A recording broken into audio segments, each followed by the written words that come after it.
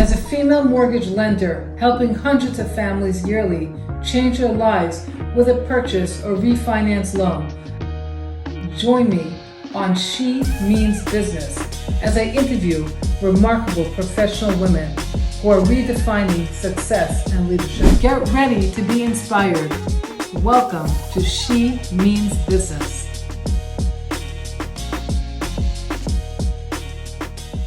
My name is Fischman. I am a managing director at Greystone. Our headquarters are in New York, but I service clients all over the country. We are direct commercial lenders. Our focus is multifamily and healthcare. I directly finance acquisitions, refinance, and new construction, primarily using FHA HUD, Fannie Mae, Freddie Mac, bridge loans. If anyone has any question about any type of commercial borrowing and the type of lending that I do, feel free to reach out to me and I'll happily answer any questions you have and walk you through the process with pleasure. Thank you. Welcome to another episode of She Means Business.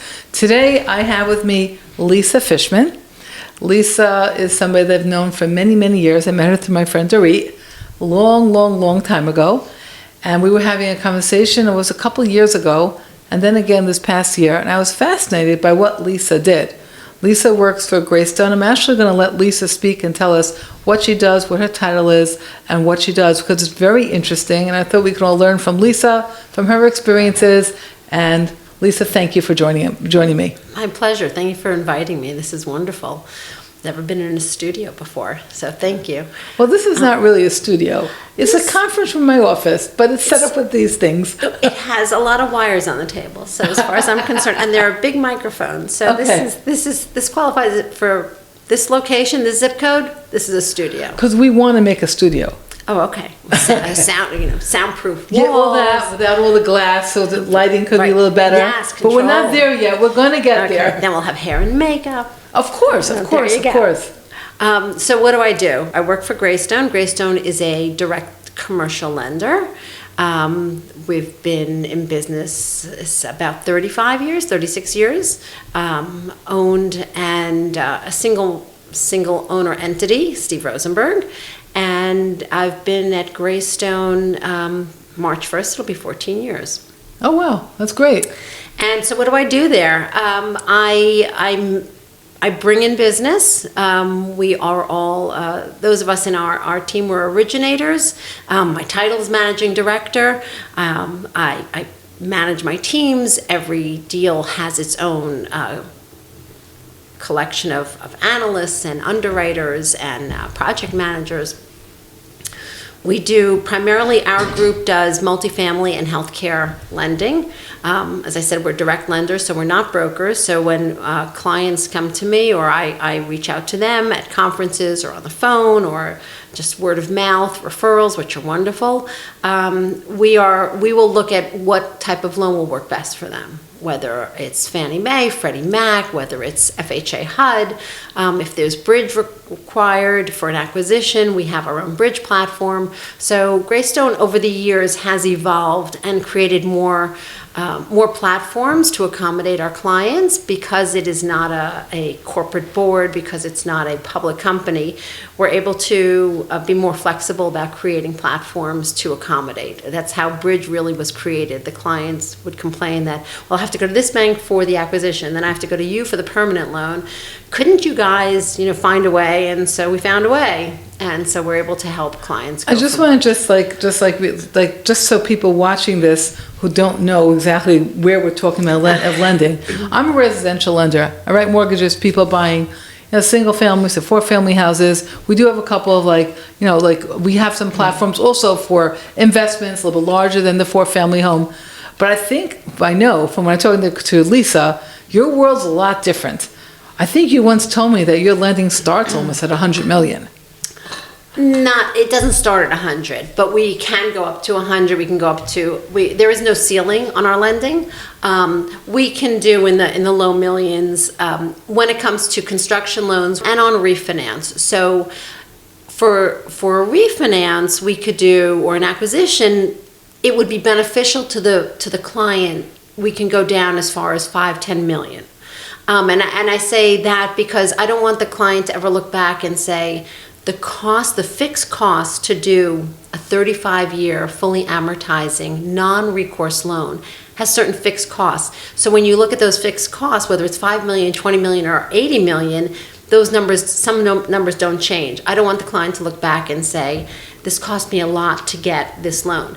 There are those that say, I acknowledge the cost, I want to put a loan to bed, I want it to be for my children, for my grandchildren. This is a legacy loan. The last payment in year 35 will put it to bed. It'll be paid off. No balloon payment, no need to refi, and it's worth it to them to do a one and done. So basically, just to make it in layman's terms, when most people that I know at least, Yes. they have residential property, their home is their biggest asset. You take a loan, usually it's a 30-year loan. It could be a shorter period of time. It's a 30-year loan. You start it, if you always never refinance it, don't sell that property, the loan you'll pay it off in that 30-year period of time. Now, when it goes into the commercial world, generally things are different. The loans are not 30 or 35-year fixed rate mortgages that you start the mortgage and they end in 35 years. They're usually loans that are usually they amortize around 25 years, whatever it is, doesn't matter so much. 10 is a long-term loan. No, that's amortization. Amortization, But the yes, loans but the loan themselves itself. usually are 5-year loans, and then they'll usually convert to another 5-year easily. But after 5 years, after that 10-year period of time, that loan, we call it balloons. You have to pay off the principal balance in full.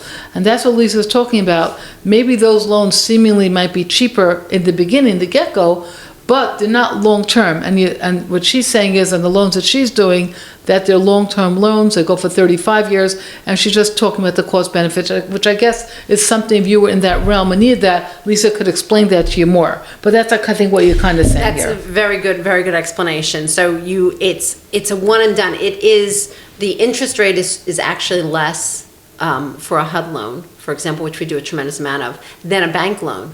So those that say, I'll get a bank loan for 5 years or 10 years, 25-year amortization, are typically half to a full point higher.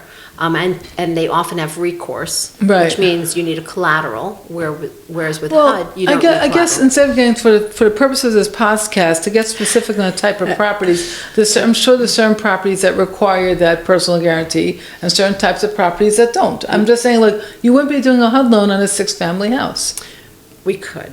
You could, but you most likely not. Am I wrong or right? I don't know. That depends on the cost benefit to the client. Okay, that's why you have to talk to Lisa, because I don't know anything about this, but I'm just But saying. usually we're doing 100 units, 180 units, 350 You're doing, units, but you really- larger apartment buildings but for a client to not have to leverage their portfolio to get a loan, it speaks to them. It makes sense. I get it, but Right. I would say, just from even a conversation now, that if you were looking, you said one of the things you do is you originate business and you acquire new clients. I'm assuming you don't want to acquire a bunch of $1 million loans. I'm assuming that there's a sweet spot, probably of Right. a certain amount or higher. Not that you can't go lower, but there's a certain sweet spot that kind of works. It's right. And when it comes to construction, it's a different category Sure. because it is such a lengthy process. Anything, I would say 20 million will make it worth it to the client. And he'll say, or she will say, it's worth the time invested. And very often I will try to get I'll get their attention at the very beginning of their process, when they first see the land, when they first start the zoning, so that we can work on the application while they're working on everything else that needs approvals, site plans, things like that. We can work our application so that they dovetail at the end. What do you enjoy doing the most? Of everything that you do, Closing loans. obviously, what type of loan do you love to do?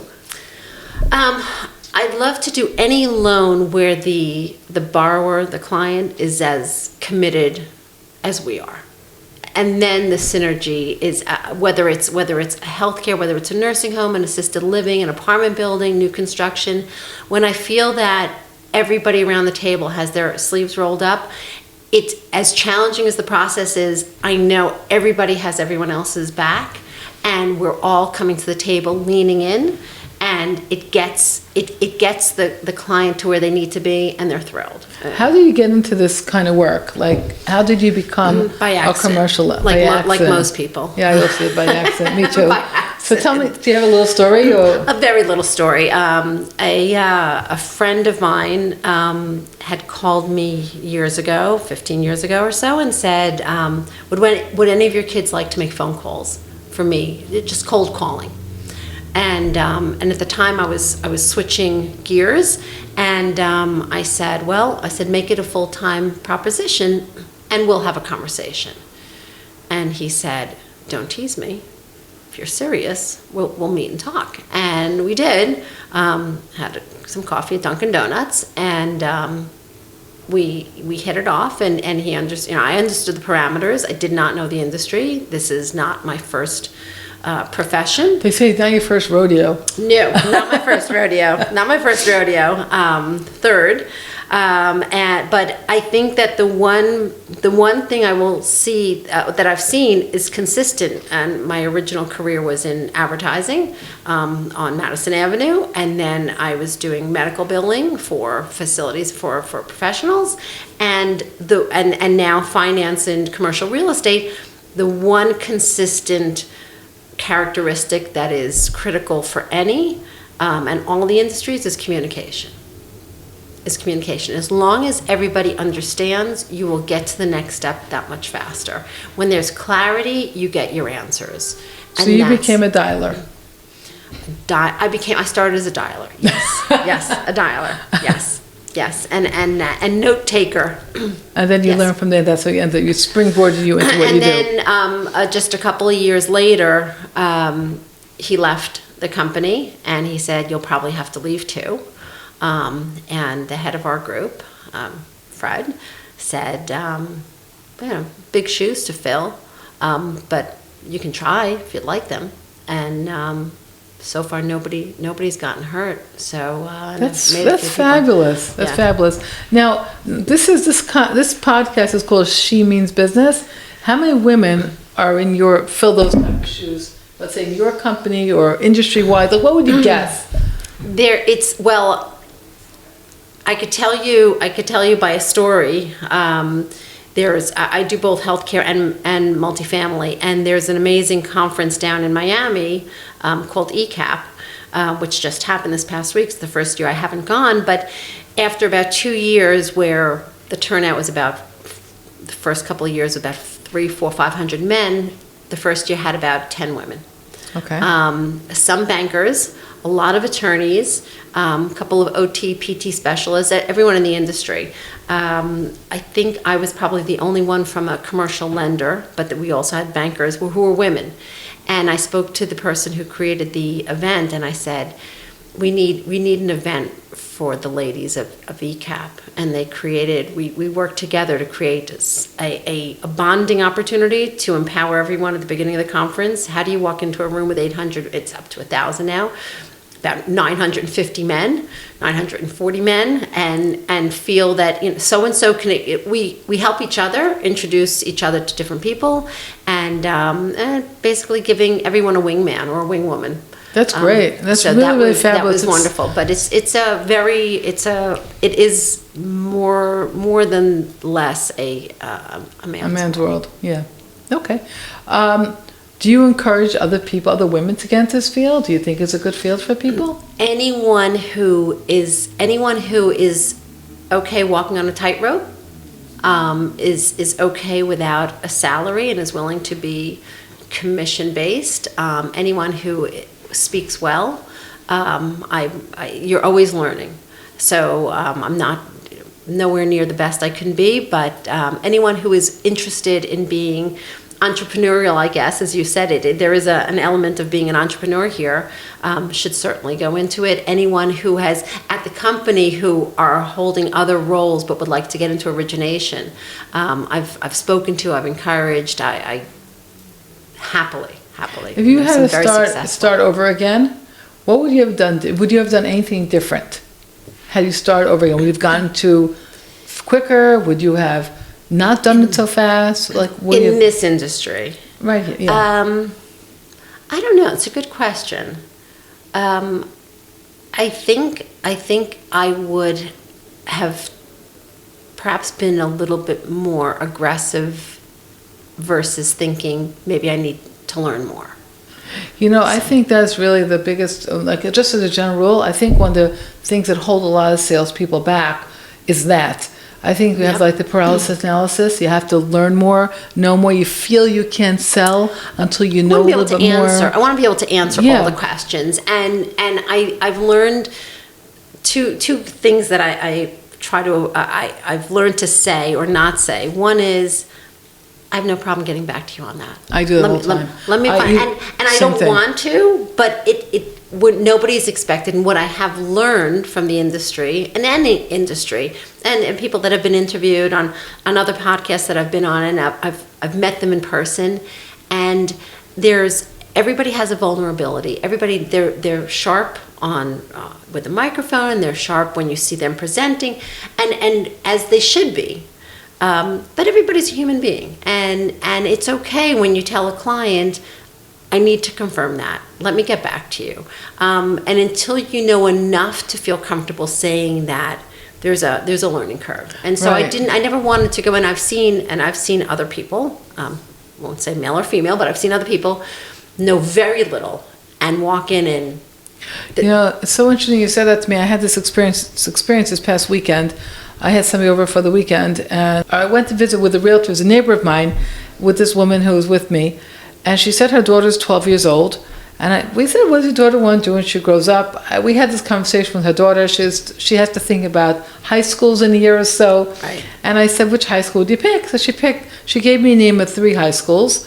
One of them was a private school in Westchester, one was a private school in Long Island, and one of them was a private school also in Long Island. The one in Long Island is one that the daughter wants to go very badly to. Why? The third high school. It's not a religious high school in any which way. Which it's like all different faiths go to this high school. So it's not religious based. It's a private high school, but they offer you that you can graduate in 11th grade, as long as you keep up with certain. They have a program that you can graduate in 11th grade, and that was appealing to his 12-year-old daughter because she felt that she can go to college sooner. So then I said, what does your daughter want to do? She says she wants to go into real estate because she wants to have flexibility. She likes houses. I realized she wants to be a real estate agent. So then the girl, so I asked the daughter, that daughter said, can you tell me about, I said, I know a lot about, this is a separate conversation. I asked the daughter later on, tell me why you want to go into real estate. And she said to me, she wants to know how much college to become a real estate agent. I said, about 2 weeks of classes. She goes, huh? I said, you can go to 12th grade. You only need 2 weeks of classes. But honestly, that's what she thought. Real estate's a whole career. You got to go through a college program. And she wanted to graduate early to finish real estate. So this real estate agent, who's number 1 in her field, told the mother of this 12-year-old girl, she said to her, if you do it, the mother's saying she's such great grades, she's an honor student, she's this, she goes, then I don't know if she'll be going to real estate. I said, the people who do well in real estate are the ones who just don't do well in school.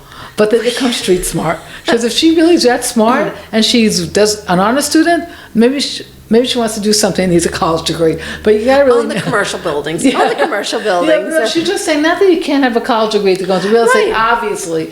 But truthfully, a lot of people who are the honor students, they go to college, and they learn to analyze things. They get a lot of information, and when it comes to real estate, they can't always relate to the smarts of the streets. That's what it was. But it was so funny how it came out. She says to me, oh, she's an honor student? Oh, no, she'll do well in real estate. The ones who don't make it through school do better. You can be both. Of course you could be. Both. It's a nature. Yeah, right. But the way she said it was like, oh, that's interesting. And then I spoke to the girl later on, and she had told me that she wanted to know how much college she needed to become a real estate agent. I was like, 2 weeks. I deal with realtors all the time. 2 weeks, by the way, is an extension. It used to be a 30-hour course. Now it's a 70-hour course or something. And then you take a test. Like that. It's kind of changed a little bit. So it's like double the time now. So it's really, really hard to become a real estate agent. It's all 2 weeks, not 1 week full time. So yeah, it might be a stepping stone for her. Or something, the good real estate agents, like in every field, there's people who rise to the top of the fields, and those people do better than other people, go other career paths. Everyone the journey takes you different places. Right. I mean, I'm sure in your own group, in Greystone, there are some originators who are over here, some originators over here, some originators over here, and it's a bunch of different things. I would say it's a lot of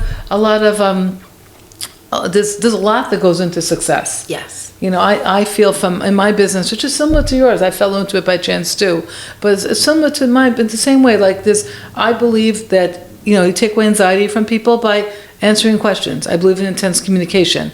I believe in learning every single day, never being afraid not to know something. But it takes years of experience before you're able to say that or feel confident in yourself, Right. even though even though you don't know something. Right. At what point in the career can you comfortably say in a meeting, what is that acronym for? Because I've never heard it before. And that was not something that I would do because our industry has a ton of acronyms. And I didn't know at the beginning which ones are, how can you not know that? That happened last week. Versus ones it's like, okay. And it was a couple of years in when I finally said, explain that. And they said, you know what? It's only in our office. We're the only ones that use that. I was like, okay. I had that the first time was when somebody sent me LMO. I never knew what that meant. They sent me the other one, the A-net.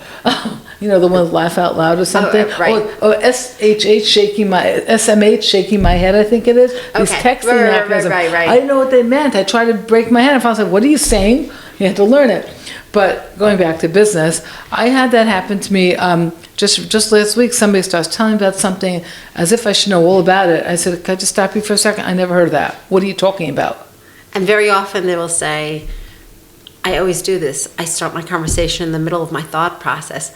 You're right. Let me go back to actually the beginning of the thought, which was in my head, but I started in the middle. It's like, great. I had that with a realtor called me, sent me a text last week. She goes, could you please explain this to me? His client said that his wife's on PFL, and therefore their mortgage broker said they can't get a mortgage yet, they have to wait. So she said to me, just what is PFL? She never heard of it. So I said it was paid family leave. Obviously the wife was someone there, had a baby. Husband and wife can both take it today. And the wife as well. Guess what? The mortgage industry in our world, residential, addresses it. There are guidelines how we close somebody on PFL. Yes. So this is just what was going on in our conversation. There's nothing wrong with asking. But I do a radio program. This was very embarrassing. I do a radio program. It wasn't so embarrassing how I handled it, but I went on the radio one week. I never know what they're going to ask me because I like to talk extemporaneously. I like to talk. I'd like just to answer. So he says to me, "What do you think about this?" And he asked me about deflation. Something about deflation. How this is a number of years ago when we had that concept of deflation, which we don't have today. Because how is it affecting certain markets? Now, I didn't know. I never had heard that term at that point. Like I knew conceptually what it could mean, but I didn't know in conjunction to it. I didn't know it was an economic term. I didn't know. So I said, oh, that's really interesting. I'll get back to that. And I just changed the subject. And it went fine. So I was on the radio. I couldn't say to the radio host, I don't know what you're talking about. Please tell me what that means. And we read it. Hold on for 5 minutes. I'm going to read a quick article and I can talk about it. So I couldn't do that. So I deflected and changed the subject. And it went over very well. I don't think anyone realized I did that. But sometimes you get adept at things. You don't get tongue-tied. You just learn what to say and what to do. Yeah. What do you think is the most challenging part of your job, your career? What's the most challenging aspect of your career? Explaining. I don't find it challenging, but I think one of the challenges is very often my clients have never done this type of loan. And it is a long process because it is it's a 35-year or 40-year for construction term. So there are a lot of checks and balances in the application process. And not only explaining, the client is always saying, and then what else, and what else? So I can explain the whole thing to you, but it's going to be very often clients will say, this has been like a fire hydrant of information. I said, you have to remember nothing. I went through the whole thing with you, but at each stage I'm going to pick up where we are now and then what happens next and how it impacts all the other elements. So trying to keep them on target for what we're trying to do is not a challenge, but it's something that has to be managed based on the individual I'm working with. So some people want to know everything all at once, and they'll be asking questions about step 32 early on, and others are saying, just give me the piecemeal. But I also want them to know there is a lot more. Yeah. So managing, understanding what helps them be comfortable, because I want to make sure they're not, wide-eyed at night going, oh my God, I don't understand what's going on. I just want them to know that they're in good hands and we're going to get them there. Now, you mentioned before we started this podcast, you said you're not really an entrepreneur, but you're a commissioned originator. Right. So I said to you, that is your own business. So there are a lot of people who go into the sales world. It could be all different fields. They can be selling cars, they can be selling toner, they can be selling credit card processing machines. There's all different kind of sales jobs out there. Some come with salaries, with commissions attached to them. Some are commissioned only, like you said you are, like I am also being commissioned only. I believe that is your own business because you're creating your own, as you put it. What did you say to me before? Eat what you kill. Yeah. So you eat what you kill. What advice would you give to, this could be for men and for women, but especially for a young woman who's starting, or it doesn't matter what age, I should have said young, a woman who's going into or transitioning or starting into or thinking about a commission-based business? When you're commission-based, you have no ceiling, but you also have no basement. You can be, well, you do, it's zero. Right. So it's important to be prepared for that possibility, good years and bad years. So if this is the industry you're going into, be as knowledgeable as you can, be as communicative as you can, and don't ever think there isn't an opportunity at every corner. That doesn't mean going to every social event and giving out your card, but as a woman, and this is true more for women than for men, quite frankly, it's rarely a question asked. What do you do? It's not often asked. Whereas with men, it's like, hey, nice to meet you. What do you do? So I don't find that. Oh, I find that a lot. I find when you go into a man's room, like if I were to go to that convention you're talking about in Florida, Right. If I went to a male-dominated field and I walked in, they wouldn't assume that I'm doing what everyone else is doing. They might think that I might be somebody's assistant. They assumed I was a plus somebody's one. assistant, Right. or maybe you're a plus one, as you put it. Yes, somebody's exactly. Or maybe you're there from the catering hall to make sure things are going well. Correct. They're not going to assume that you're their pair. So they may not ask you what to do. But when I work in residential real estate and I associate with people that there's a lot of women in those fields. I talk to people and everywhere I go it's what do you do? And if someone were to say in any gathering, oh, I'm a stay-at-home mom, they start apologizing for being the stay-at-home mom. And my response always is, that's wonderful. Somebody needs to watch the kids. But just saying, so I think it's just really the world that you're operating in. Right. No, the world I'm operating in, a dear friend of mine said to me during COVID, how are you managing to be so-and-so secretary if you're not, and I said, so-and-so secretary. I'm not. Do you take that badly? I don't take it badly because I think it's just a throwback.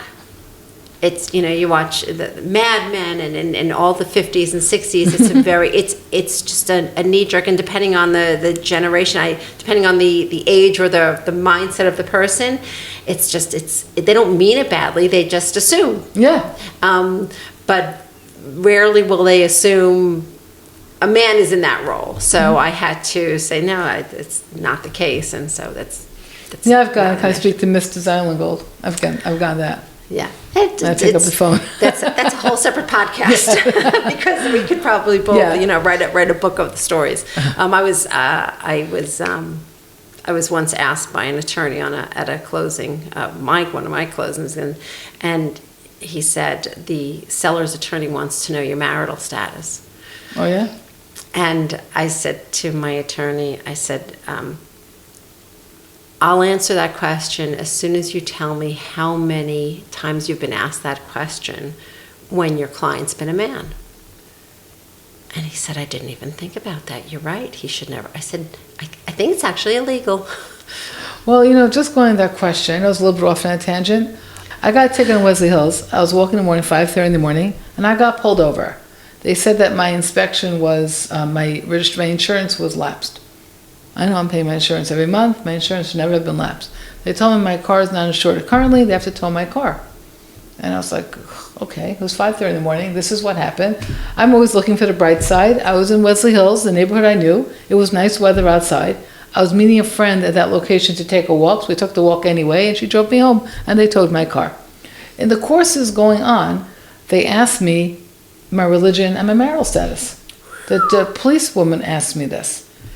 And I said, why is it relevant? But I don't care. She heard me call my husband at 6 o'clock to ask him a question because we did have a lapse on insurance for 2 days where I had an account. Underlap instead of an overlap. Whatever it was. So I did pay a fine at that point, and my husband had taken care of it. So I wanted him to give me that information because it didn't make sense that our insurance was lapsed.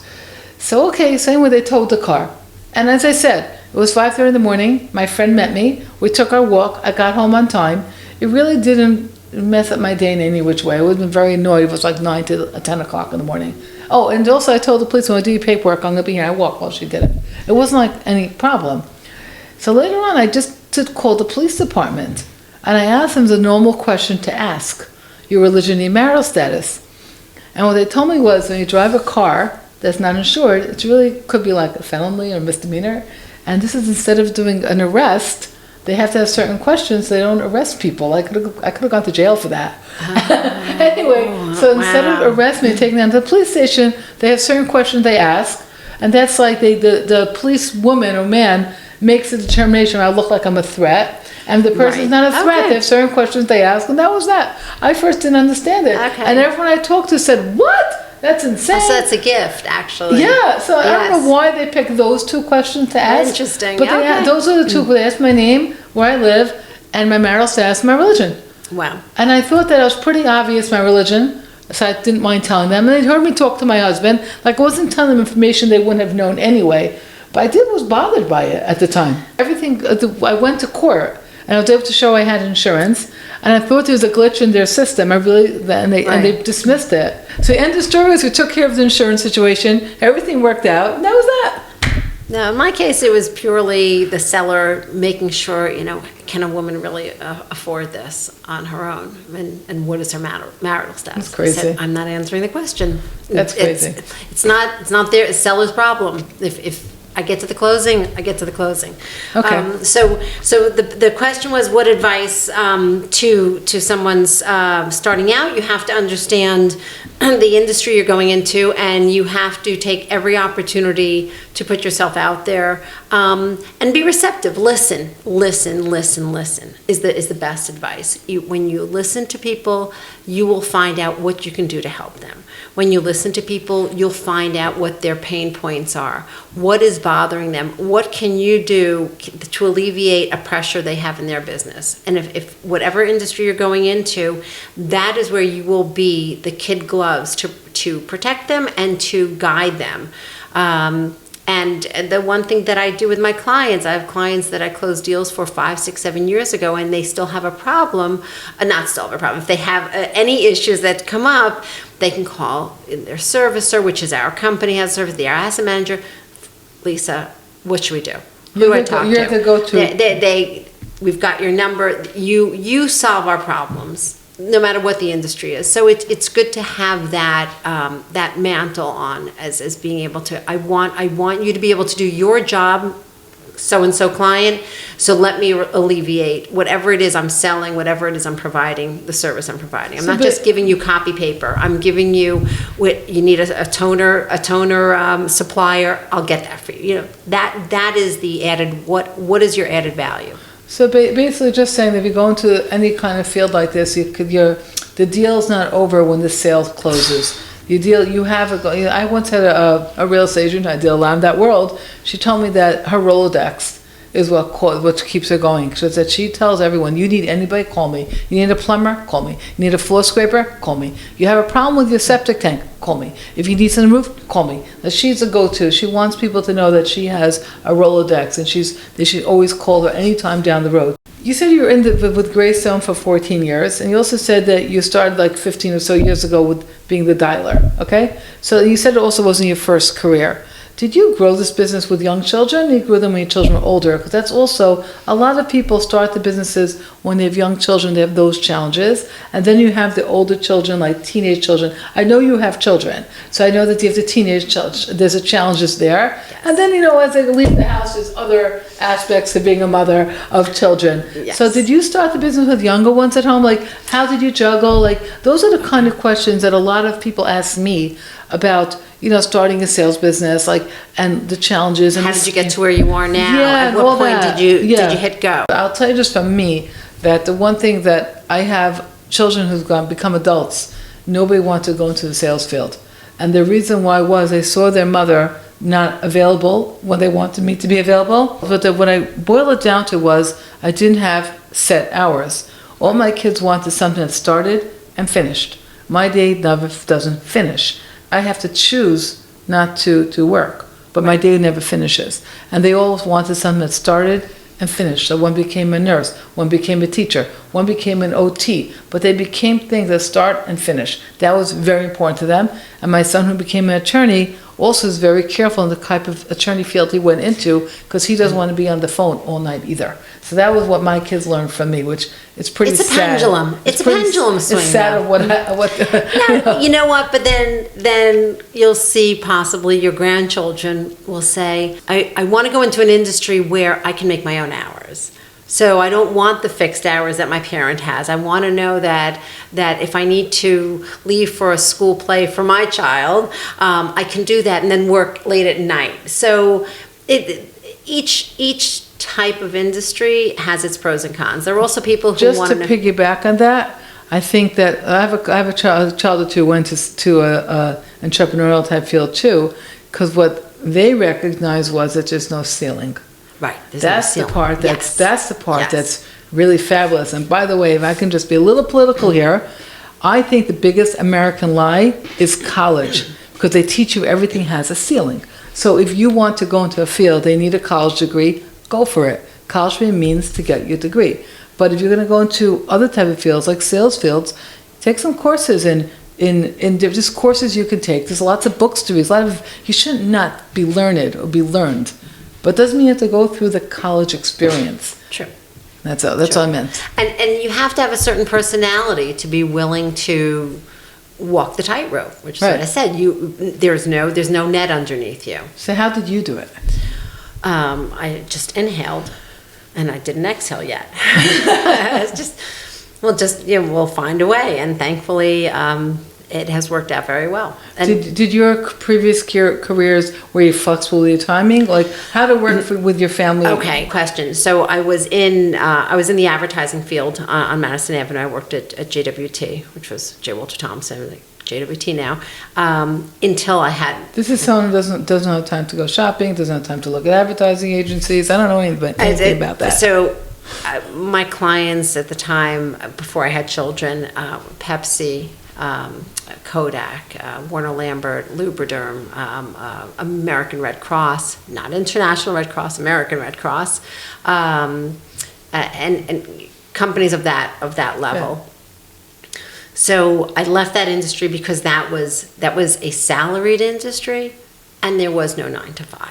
It was until the deadline was met. We were working, and so I did leave that, as much as I loved it very much, and the client was trying to find ways to make my team was trying to find ways to make it work, and I said, when one of these conference rooms becomes a daycare, then we'll have another conversation. I'll show you the daycare I set up in this building.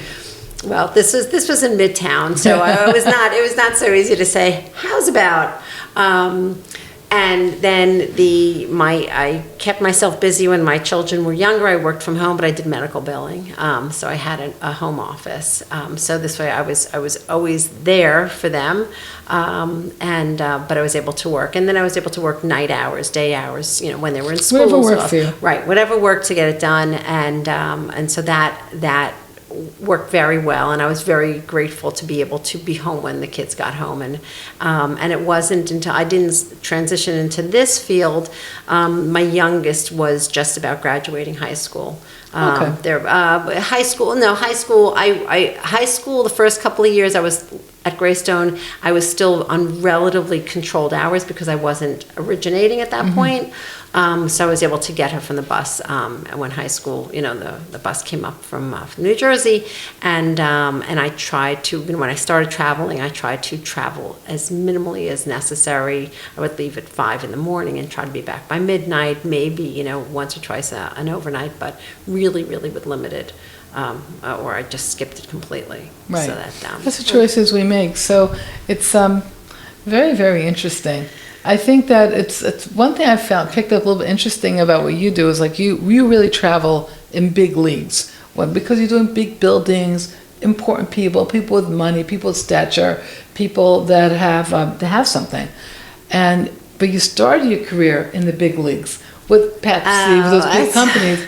Because I never traveled in those leagues, and for a long time I was very intimidated by. For a long time I was, and I still am. Okay, I still am, and I think they're intimidated by people that they think are even bigger than them. But they're just wonderful people. So I built my business on the small people I felt very comfortable with, but I realized they're not small people. All the people I do business with are individuals, and I'm helping them with what they need to be helped with, and then they grow and we grow together. Yes. Now, I've learned over the years that my knowledge base in my field is far superior in any knowledge they have in other fields.